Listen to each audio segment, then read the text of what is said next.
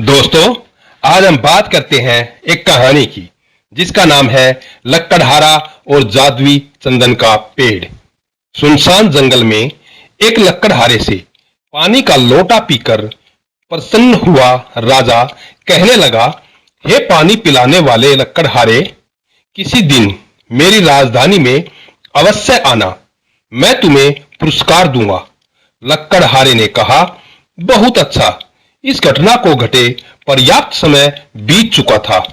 अंततः लक्कड़हारा एक दिन चलता फिरता राजधानी में जा पहुंचा और राजा के पास जाकर कहने लगा, मैं वही लक्कड़हारा हूं जिसने आपको पानी पिलाया था। राजा ने उसे देखा और अत्यंत प्रसन्नता से अपने पास बिठाकर सोचने लगा कि इस निर्धन का दुख कैसे दूर करूं। अंततः उसने सोच विचार के पश्चात चंदन का एक विशाल बाग उसको सौंप दिया। लक्कड़हारा भी मन में खुश हो गया।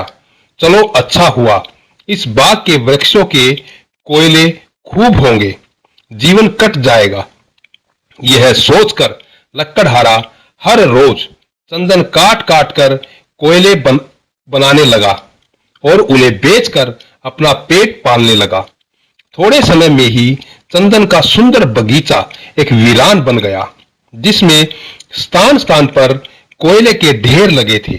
इसमें अब केवल कुछ ही वृक्ष रह गए थे जो लक्कड़हारे के लिए छाया का काम देते थे।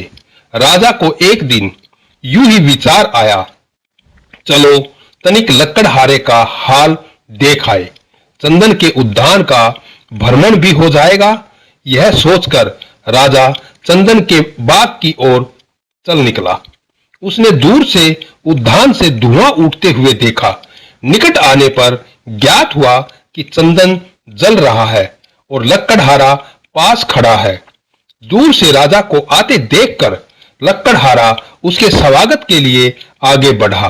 राजा ने आते ही कहा, भाई, यह तूने क्या कर लिया? हारा बोला, आपकी कृपा से इतना समय आराम से कट गया है। आपने यह उद्यान देकर मेरा बड़ा कल्याण किया है। कोयला बना बनाकर मैं बेच रहा हूं। अब तो कुछ ही वृक्ष रह गए हैं। यदि कोई और उद्यान मिल जाए तो मेरा शेष जीवन भी अच्छी तरह व्यतीत हो जाए। राजा मुस्कुराया और कहा, अच्छा, मैं यहाँ खड़ा होता हूँ। तुम कोयला नहीं, इस लकड़ी को लेकर बाजार में बेच आओ। लक्कड़हारे ने 2 गज लगभग 1.25 मीटर की एक लकड़ी उठाई और बाजार में ले गया। लोग चंदन देखकर दौड़े और अंततः उसे 300 रुपए मिल गए, जो कोयले से कई गुना ज्यादा थे। लक्कड़हारा मूल्य लेकर रोता हुआ राजा के पास आया और जोर जोर से रोता हुआ अपनी भाग्यहीनता स्वीकार करने लगा। इस कथा में चंदन का बाग मनुष्य का शरीर है और हमारा एक एक श्वास चंदन के वृक्ष के समान है, पर अज्ञानतावश हम इन चंदन को कोयले में तब्दील कर रहे हैं। लोगों के साथ बैर, द्वेष, क्रोध, लालच, ईर्ष्या और मनमुटाव को लेकर खींचतान आदि की अग्नि में हम इस जीवन रूपी चंदन को जला रहे हैं। जब अंत में श्वास रूपी चंदन के पेड़ कम रह जाएंगे, तब एहसास होगा कि व्यर्थ ही अनमोल चंदन को इन तुच्छ कारणों से हम 2 कौड़ी के कोयले में बदल रहे थे। पर अभी भी देर नहीं हुई है। हमारे पास जो भी चंदन के पेड़ बचे हैं, उन्हीं से नए पेड़ बन सकते हैं। योगा से आपसी प्रेम, सहायता, सौहार्द, शांति, भाईचारा और विश्वास के द्वारा अभी भी जीवन संवारा जा सकता है।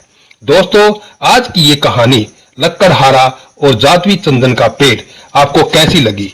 अगर अच्छी लगी है तो आप अपने इस चैनल को सब्सक्राइब करना, वीडियो को लाइक करना, शेयर करना और कमेंट का बटन अवश्य दबाना दोस्तों।